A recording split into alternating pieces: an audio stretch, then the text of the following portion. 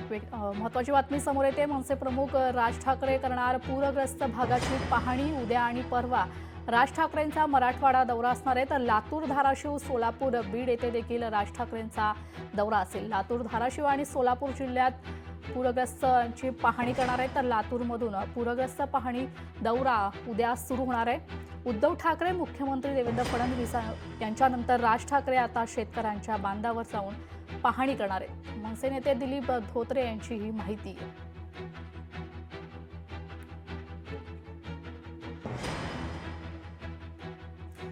मनसे प्रमुख राज ठाकरे उद्या करणार पूरग्रस्त भागाची पाहणी। मराठवाडा दौरा उद्या राज ठाकरे करणार आहेत। तर लातूर, धाराशिव, सोलापूर, बीड येथे त्यांचा दौरा असेल। तर लातूर, धाराशिव आणि सोलापूर जिल्ह्यात पूरग्रस्तांची ते पाहणी करणार आहेत।